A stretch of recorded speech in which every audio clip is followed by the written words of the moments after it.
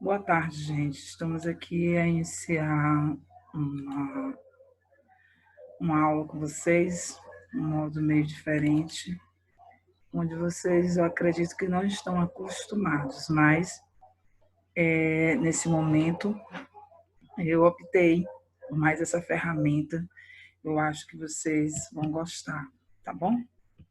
E organizar aqui para nos ajudar a essa aula bem interessante. Deixa a apresentação aqui do slide. Organizar para ficar bem legal para nós, tá?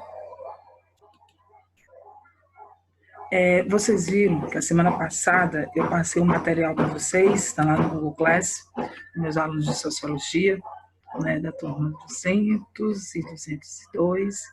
E antes de começar a nossa aula, dizer que eu estou com muita saudade de vocês, dos nossos momentos presenciais, né, onde a gente, graças a Deus, temos e mantemos sempre um bom relacionamento, mas esse instante nos permite ter um tipo diferente de aula, né? E desde já eu agradeço e parabenizo vocês pelo empenho que vocês estão tendo na realização das atividades, na organização das aulas, tá? Se organizando dentro de casa para realizar essas atividades. E eu estou muito feliz pela grande maioria de vocês estarem conseguindo realizar, passar da melhor forma possível por esse momento, né, que não está sendo fácil para ninguém. Então, vou fazer usando o material que eu deixei, vocês têm lá no Google Class, que está lá no Word, lá nos conteúdos. Eu vou estar explicando agora esse material para vocês, tá bom? Falando sobre o que é democracia e já começando a falar da classificação de quais são os tipos de democracia que nós temos. Hoje a gente vai falar um pouco da história, né, de como surgiu a democracia, do que é o conceito de democracia e e entrando no tipo de democracia. Gente, o que é democracia? Democracia é um tipo de organização social no qual o controle político é teoricamente exercido pelo povo. Resulta em um sistema governamental que se forma pela livre escolha de governantes, pela maioria da população, por meio da votação. Essa imagem reflete muito bem isso. Por que a gente fala teoricamente é o povo, né? Porque somos nós, povo, somos nós, população, no qual estamos aptos a votar a partir dos 16 anos, né? Que escolhemos os nossos representantes. Se a gente faz bom uso desse nosso voto ou não, é responsabilidade nossa também. Então, assim, o reger, a gestão política, somos nós que coordenamos, somos nós que colocamos no poder as pessoas que estão lá a serem nossos representantes, desde vereadores, desde governadores, presidentes, deputados, enfim, prefeitos. Essa escolha de forma democrática é feita através do voto. A democracia, existem os princípios básicos da democracia. Quais são eles? A liberdade individual perante os representantes do poder político, em especial em face ao Estado. Nós temos liberdade, cada um de nós, de escolhermos o que a gente acha melhor. Não é para ser algo que tenha que o voto ele não tem preço, o voto ele não deve ser vendido, o voto ele não tem que ser imposto, ninguém tem que ser convencido.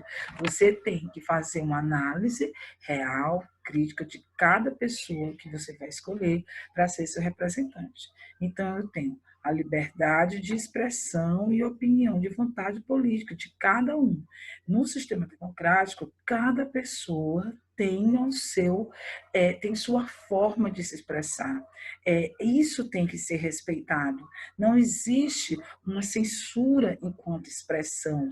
Eu posso ter a minha opinião, eu, professora Laila, o meu coleguinha, o Francisco Joaquim, ele pode ter a opinião dele, a Maria tem a opinião dela, e no sistema democrático, essa opinião, ela tem que ser respeitada, certo? Então, assim, a gente tem que ter um respeito, uma tolerância. Gente, isso é princípio básico da democracia.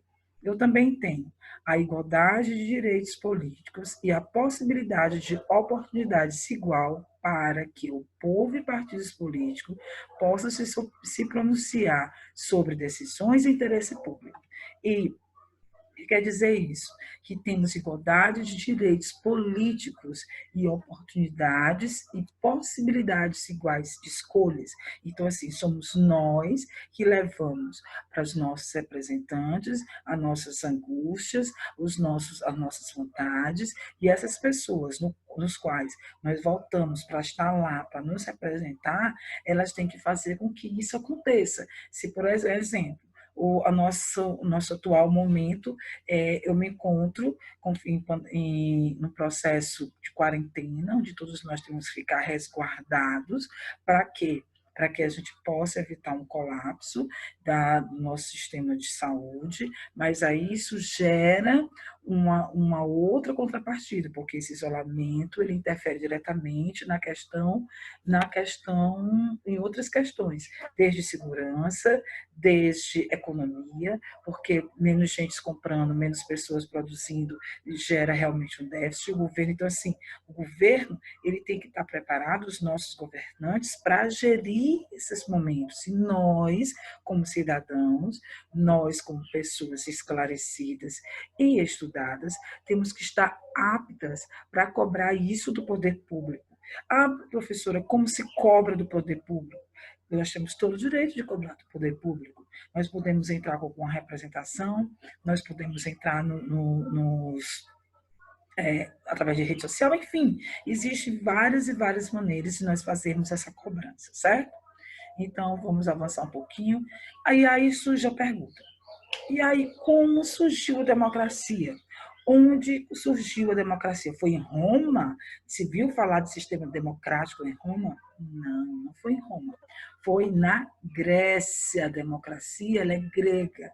A organização do processo democrático, a república, um pouquinho mais à frente, sim, foi em Roma. Mas, a priori, a democracia, o berço da democracia, surgiu na Grécia, tá? O conceito de democracia é mais antigo do que se imagina, do que a gente imagina.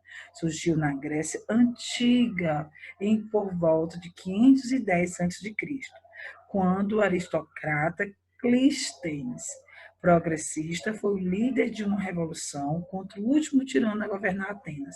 Lembro, nós já falar na história, que a Grécia era dividida em várias partes, né, em várias ilhas diferentes, e as maiores, nós tínhamos duas maiores, Atenas e Espartas. Espartas eram lá metido mais com a questão de guerra, da organização, de defesa e tudo, e Atenas era mais filosófica, mais pensadora, investia na questão da educação, e foi lá que surgiu a expressão democracia e esse formato de governo. Assim, após a derrubada, iniciou-se reformas que ajudaram a implantar a democracia. Então, Clístenes, né, que está representado aqui por essa figura, ele provocou toda uma revolução no qual ele derrubou o último tirano de Atenas. E aí, gente, eu tenho Atenas, nesse processo, se dividiu em 10 unidades, chamadas de demos, sendo o elemento principal da reforma política organizacional da cidade. Por conta disso, o novo regime foi denominado de democratia, que quer dizer democracia, poder do povo, já que demo era as ilhas, né, foi dividido, e kratia significa poder. Demo é o povo e kratia é o poder. Então, poder do povo para o povo. Ah, professor, isso na vida real não existe. Existe uma utopia, algo que a gente só coloca no papel e que na prática não existe? Ah, pois aí nós vamos discutir, né? E aí eu preciso da opinião de vocês. Eu espero que vocês assistam realmente esse vídeo, que vocês gostem, tá? E aí se coloquem lá, botem lá no grupo, lá no Google Class, botem lá na nossa disciplina, se vocês entenderam, se vocês concordam comigo, se vocês não concordam, qual é a opinião de vocês. E eu quero, tá? Eu quero esse retorno. Tá bom? Vou cobrar lá no Class de vocês. Então, vamos começar. Nós temos dois tipos de democracia que nós vamos ver hoje, próxima semana. Vou fazer esse mesmo formato e a gente vê as demais. Então, eu tenho uma democracia racial. O que é a democracia racial? A democracia racial é um conceito que apareceu na obra literária de Casa Grande e Senzala, do sociólogo Gilberto Freire. O autor denominava essa variação de democracia étnica. Passou então a ser utilizado depois que alguns pesquisadores chegaram à conclusão de que, no Brasil, não existiam conflitos diretamente ligados ao racismo. Será? Né? Nós vivemos um país que temos uma democracia racial, onde existe uma igualdade. Será que eu tenho a mesmo percentual de negros numa classe social mais elevada? Fazendo uma breve comparação, indo a uma universidade, realizando um curso de medicina, uma turma de 50 alunos, qual o percentual de negro que eu tenho nessa turma? Indo a um restaurante chique, né? A gente até conversou isso em algumas aulas presenciais, indo a um restaurante chique, chegando lá, qual o percentual de negros sentado, esperando ser atendido como cliente de um salão lotado? Quantos negros tem? Aí faço uma outra pergunta. Quantos negros tem sendo garçom, né, servindo? E aí, o percentual de negros dentro dos presídios, o percentual de negros dentro das favelas, dentro dos locais menos favorecidos, né? Então, assim, uma democracia racial seria uma democracia onde eu quisera, né, ter uma igualdade, um percentual parecido, pelo menos de 40, de 50 para 51 para 49, então meio a meio. Nós temos isso no mundo. Existe um lugar no mundo onde existe essa democracia, ela está lá no papel, por isso que ela é mais uma utopia, é algo que a humanidade procura, né? Ela quer realmente que isso aconteça. Será que nós queremos realmente verdade, né? Então fica essa pergunta e a gente pensar, porque o racismo, a intolerância, o preconceito de não aceitar o outro, ele está dentro de cada um de nós. Ah, professor, existe racista pobre? Existe. A maioria dos racistas são as pessoas ricas? Talvez seja, mas a gente também não pode afirmar, porque o racismo é uma opinião, né? É algo seu com relação à cor do outro, de onde o outro tem que estar, né? Existe o racismo do negro para o branco também. Então, assim, é quando eu vou de encontro a uma raça. A gente pode lembrar da Segunda Guerra Mundial, onde a questão do ódio aos judeus, aos gays, às pessoas que tinham algum tipo de moléstia, de alguma doença, dos inválidos, foi algo que levou a um genocídio. Milhões de pessoas foram mortas porque essas pessoas, aos negros também, que os negros foram vítimas da Segunda Guerra Mundial, que elas não se adequavam à condição de mundo que Hitler que defendia, que as pessoas que o seguiam, que o defendiam, né? Então eles foram de encontro a essa democracia, né? Que esse é um conceito, tá? É algo que se procura, né, que se quer bastante, mas ainda não chegamos. E aí eu vou avançar um pouco, vou falar de um outro tipo de democracia, vou ter um pouquinho, desculpa, gente. Vou falar de um outro tipo de democracia, que é a democracia direta. A democracia direta acontece quando a população participa diretamente de todas as decisões da esfera política por meio de votações, assembleias ou consultas populares. Hoje, não há nenhum exemplo de democracia direta em vigor, referentes ou plebiscitos. Por quê?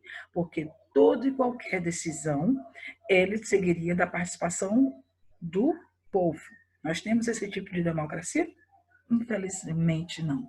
Porque as decisões que levam o nosso bem-estar, elas primeiro, a gente elege hoje com a democracia que nós temos, nós elegemos representantes, que esses representantes votam e eles escolhem as leis, eles organizam, eles dão os pareceres, eles conduzem uma política, tá? Então, assim, poucas as vezes a população ela é consultada, né, para determinada decisão. Então, nesse momento onde muito está se gastando para a questão do controle da vida, de pegar de dinheiro para comprar respiradores, essas coisas, nós somos consultados de quantos respiradores a gente vai comprar, não. Eles resolvem lá no sistema político, os vereadores, os deputados, os senadores, eles resolvem, e aí a decisão ela é gerida e executada pelo prefeito, pelo governador ou pelo presidente, certo? E aí esse tipo de democracia, mas o conceito também, hoje não há nenhum exemplo de democracia direta em vigor. Se tenta, mas não temos ainda. E aí, gente, eu tenho 2 slides que eu vou passar agora, que eu quero que a gente discuta e vai ser a nossa atividade dessa semana. Uma sociedade só será democrática quando ninguém for tão rico que possa comprar alguém e ninguém seja tão pobre que tenha que se vender a alguém. Isso não foi eu que disse, foi Jean-Jacques Rousseau. Rousseau é um pensador lá do século passado ainda, e ele pregou muito bem, né? Quando ele fala que para ser uma sociedade democrática, eu tenho que ter uma democracia no qual todos nós sejamos igualitários. Se procurou e se procura muito esse conceito, mas ainda a gente não chegou, porque essa desigualdade se dispara, esse espaço entre o rico e o pobre é muito grande, é um abismo muito grande para ser rompido, né? E é interessante o que ele diz, que uma sociedade só será democrática quando ninguém for tão rico que possa comprar alguém e ninguém seja tão pobre que não possa se vender, né? Aquela questão de todos nós temos um preço. E aí trago também Nelson Mandela, que é na África do Sul, que já falecido também, chegou a ser presidente da África do Sul e uma história belíssima de vida, de combate, de querer uma democracia, de um país que tem uma democracia racial, porque lá existiu o apartheid, né? Que a gente entra um pouquinho na história, e a gente vai ver também nas nossas próximas aulas. Então, eu tenho, quando ele fala que democracia com fome, sem educação e saúde, para a maioria, é uma concha vazia. Realmente. Então, assim, não tem como eu gerir, não tem como um povo ter o poder de escolher algo se ele não tem educação, se ele está com fome, se ele não tem saúde. Uma concha vazia, não tem a quem servir, né? Então, Mandela foi muito feliz nessa observação a respeito de democracia. Para finalizar, né? E que vocês tenham realmente uma boa semana. Muito obrigado por ter assistido nosso novo formato dessa nossa aula, meio à distância, mas eu tentei me colocar aqui, me apresentar aqui para vocês, né? Olhando para vocês. Então, eu tenho uma mensagem de Cecília Spalsing, né? Que ela é uma poetisa, eu gosto de citar, ela é bem interessante, onde ela coloca: vai passar. Às vezes é difícil acreditar nisto, pelas tantas adversidades que têm surgido em nossa vida. Mas vai passar. As coisas vão se ajeitar para você, Deus vai agir sim, a seu favor e muita coisa vai mudar. Não se desespere, nem desfaleça o seu coração. Não dê ouvidos às pessoas incrédulas, nem desista por nada nem por ninguém.